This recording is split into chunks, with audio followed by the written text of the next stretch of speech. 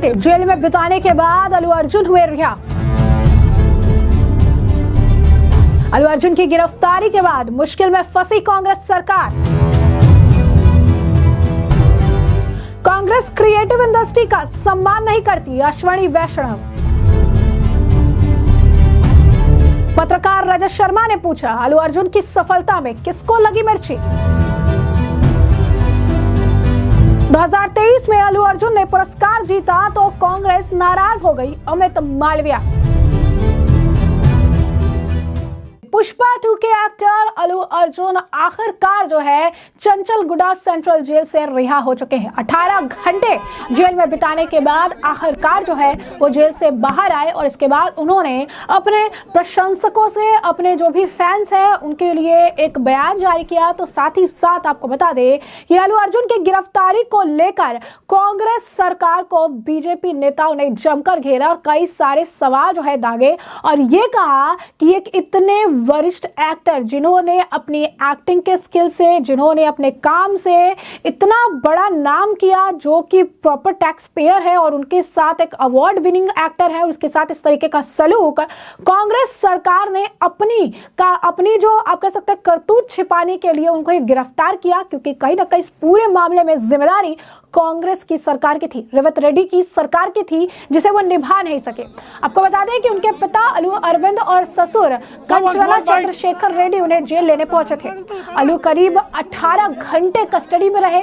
रिहाई के बाद अल्लू गीता आर्ट्स प्रोडक्शन हाउस जो है गए हुए थे।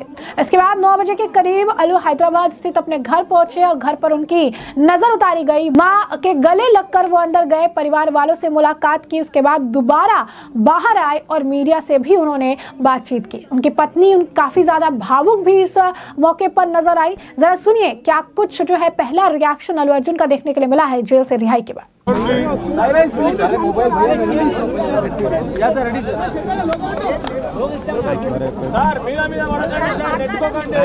Thank you everybody. Andarki namaskar. Namaste. I like to first thank everybody from all over the country for all your love and support. Thank you each and everybody from all the industries, all the states and all the Indians across the world. Thank you so much for your love and support. I'm very humbled and I like to thank all my fans for their immense love and support. Thank you. I'm safe. Nothing to worry. I'm doing well. Thank you very much. And I also like to tell that I'm a law-abiding citizen. I respect the law and I will cooperate with them and I'll do the needful. And very importantly, I would like to give my condolences once again to the family. It is very unfortunate that we went to watch a film and there was an accident, that is totally unintentional.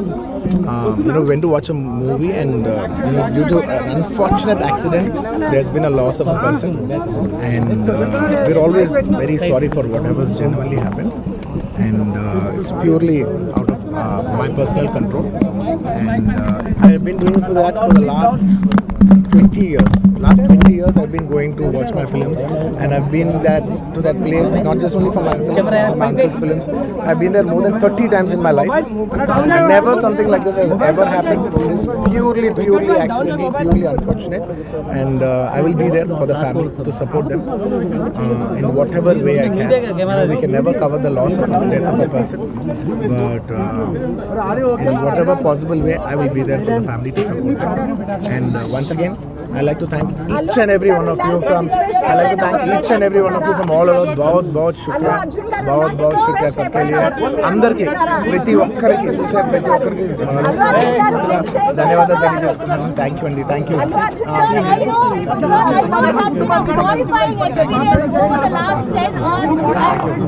Your family also emotional husband. What do you have to say to the judicial system? Do you think law is Sir, do you think government is behind this? Thank you. No, nothing. Mr. Revanth Reddy I like to thank everybody. I'd like to thank everybody for the love and support. Thank you. ఇంకేమన్నా? No, when the law is when the law is taking care of itself, then I should not indulge with the case and hamper the case. నేను దాని గురించి అసలు ఏం మాట్లాడను. From a legal standpoint, నేను దాని గురించి ఏం మాట్లాడను. Thank you very much. Thank you for all your love and support. Do you believe justice will prevail?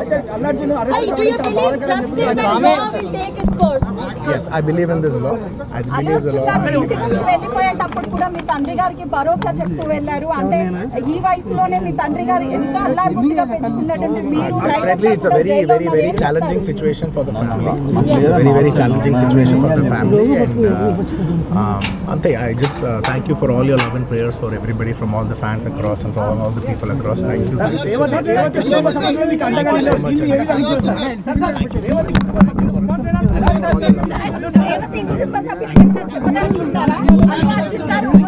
Once again, thank you for all your love and support. Priti ఒక్కరికి ధన్యవాదాలు.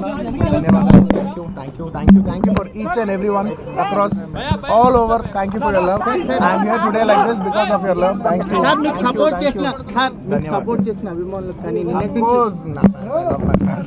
Everybody knows that I love my fans. అంటే నిన్నటి వరకు industry కూడా Thank you. तो जैसा कि आपने सुना, उन्होंने बहुत ही स्पष्ट शब्दों में बात कही कि मैं प्यार और समर्थन के लिए सभी फैंस का शुक्रिया अदा करता हूं। चिंता की कोई बात नहीं, मैं ठीक हूं, मैं कानून का पालन करने वाला नागरिक हूं। मैं एक बार फिर पीड़ित परिवार के प्रति दुख व्यक्त करता हूं। ये एक दुर्भाग्यपूर्ण घटना थी, जो कुछ हुआ उसके लिए हमें खेद है। तेलंगाना सीएम अल्लू अर्जुन की जो है गिरफ्तारी पर उनका बयान था, यानी तेलंगाना के जो मुख्यमंत्री थे रेवंत रेड्डी, उनका बयान सामने आया, जिसके बाद काफी ज्यादा इस मामले पर जो है बीजेपी और आम जनता भी भड़की नजर आई। क्यों? क्योंकि उन्होंने ये लिखा था कि कानून अपना काम करेगा, मैं मामले की जांच में दखल नहीं दूंगा। भगदड़ में हुई मौत के कारण पुलिस ने कार्रवाई की है, जबकि भगदड़ ना हो इसके लिए पूरी तरीके से अगर आप देखेंगे तो पुलिस ही जिम्मेदार होती है। पुलिस का ही काम होता है इस चीज को देखना, जब जहां पर बहुत ज्यादा अगर आप कहेंगे कि जो है पब्लिक है, तो उस चीज को कैसे मेंटेन किया जाए। अब ऐसे में आपको बता दें कि तेलंगाना के संध्या थिएटर में मची भगदड़ के मामले में सुपरस्टार अल्लू अर्जुन की गिरफ्तारी पर सियासी बयानबाजी भी तेज हो गई है। घटना में एक महिला की मौत हुई थी और उसके बच्चे के घायल होने के बाद अभिनेता को गैर इरादतन हत्या और उकसाने के आरोप में गिरफ्तार कर लिया गया था। इस मामले पर नेताओं और पूर्व मुख्यमंत्री वाईएस जगन मोहन रेड्डी सहित कई नेताओं ने नाराजगी व्यक्त की।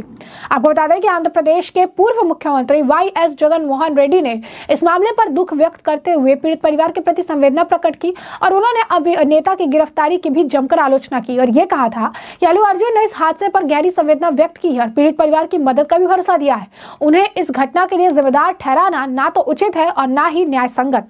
उन्होंने प्रशासन से अपील भी की थी कि वे दोषियों पर उचित कार्रवाई करे और किसी व्यक्ति को बेवजह निशाना ना बनाए। वहीं आपको बता दें कि केंद्रीय मंत्री अश्विनी वैष्णव ने भी इस मामले पर जो है रिएक्शन दिया और उन्होंने भी इस घटना के लिए राज्य सरकार और प्रशासन को जिम्मेदार ठहराया। उन्होंने सोशल मीडिया प्लेटफॉर्म एक्स पर लिखा कि संध्या थिएटर में हुई इस घटना स्पष्ट रूप से प्रशासनिक लापरवाही का नतीजा है। कांग्रेस सरकार ने अपनी विफलता छिपाने के लिए अभिनेता को निशाना बनाया। उन्होंने कहा कि कांग्रेस सरकार ने सिनेमा उद्योग और कलाकारों के प्रति हमेशा असम्मान दिखाया है। अल्लू अर्जुन की गिरफ्तारी के बाद तेलंगाना सरकार पर सवाल उठने लगे हैं। विपक्ष का आरोप है कि सरकार ने अपनी विफलता छिपाने के लिए फिल्म स्टार को जिम्मेदार ठहरा। वहीं राज्य सरकार ने अभी तक इस मामले पर अगर आप कहेंगे कि कोई ऑफिशियल जो है बयान देने से बचते नजर आए। मुख्यमंत्री का बयान तो हमने आपको बताया ही। वह इस मामले को लेकर वरिष्ठ पत्रकार रजत शर्मा ने भी कांग्रेस को बुरी तरीके से एक्सपोज कर दिया और उन्होंने लिखा कि सुपरस्टार अल्लू अर्जुन को जमानत मिलने के बाद भी एक रात जेल में गुजारनी पड़ी। ये शॉकिंग है। ऐसा लगा जैसे किसी सुपर पावर की सुपरस्टार से पर्सनल राइवलरी है। पुलिस तो ऐसे दिखा रही है कि जिस थिएटर में पुष्पा 2 दिखाई, अल्लू अर्जुन उसके सिक्योरिटी इंचार्ज थे। अल्लू अर्जुन का कोई क्रिमिनल रिकॉर्ड नहीं है। उन्होंने पुलिस से एडवांस में परमिशन ली थी, फिर भी उनके खिलाफ केस क्यों हुआ? क्या उनका गुनाह ये है कि उनकी फिल्म सुपरहिट हुई? क्या उनका कसूर ये है कि वो एक स्टार है? अल्लू अर्जुन को बिना किसी कसूर के जेल में रहना पड़ा, इसका जिम्मेदार कौन है? अल्लू अर्जुन की सफलता से किसको मिर्ची लगी है, ये सामने आना बहुत ज्यादा जरूरी है। वह इस मामले को लेकर बीजेपी के नेता रवि किशन का भी बयान सामने आया है। क्या कुछ कह रही है रवि किशन, जरा सुनिए।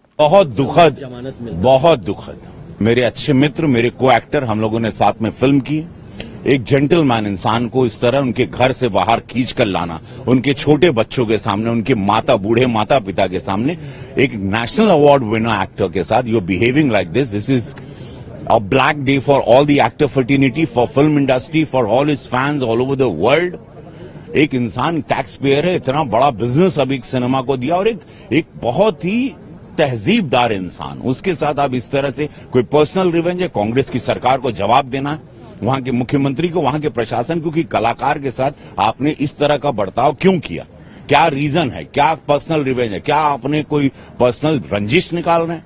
आज पूरे कलाकारों के लिए मतलब एक आज ऐसा लग रहा है कभी भी कोई खींच के लेके जाएगा कांग्रेस के स्टेट में जहां भी उनकी सरकार होगी, जस्ट बिकॉज आप, मुझे समझ में नहीं आता, बहुत बड़ा क्वेश्चन मार्क है और जवाब देना पड़ेगा उनके फैंस जो पूरे इंडिया में नहीं पूरे वर्ल्ड में, उनको जवाब देना होगा, कापू समाज को देना होगा जिस समाज से वो बिलोंग करते हैं। तो ये एक बहुत ही बुरा दिन रहा और हर्ट हुए हम, क्योंकि मैं पर्सनली जानता हूं कि एक जेंटलमैन इंसान को आप उसको कपड़े पहनने नहीं दे रहे, उसको घर से खींच के जैसे कोई टेररिस्ट है।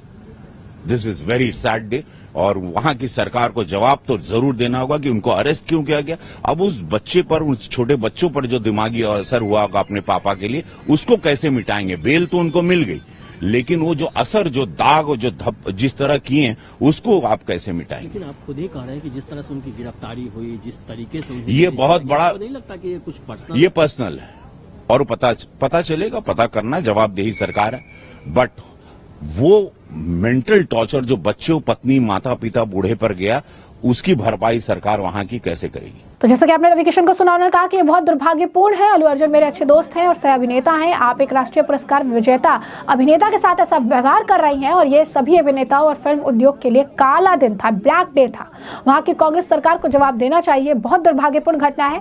ये मामला व्यक्तिगत लगता है और इसकी जांच जो है जरूर होनी चाहिए। सरकार को जवाब दे होना ही पड़ेगा। वही अमित मालवीय ने भी पोस्ट करके अपनी प्रतिक्रिया दी इस मामले पर। उन्होंने लिखा कि तेलंगाना में कांग्रेस द्वारा अल्लू अर्जुन को निशाना बनाया जा रहा है क्योंकि वह पुष्पा द राइज में अपनी भूमिका के लिए सर्वश्रेष्ठ अभिनेता का राष्ट्रीय पुरस्कार पाने वाले तेलुगु अभिनेता है, पहले तेलुगु अभिनेता है। साथ ही साथ उन्होंने लिखा कि 2023 में यह पुरस्कार उन्होंने जीता, जिसकी वजह से कांग्रेस जो है नाराज हो गई है।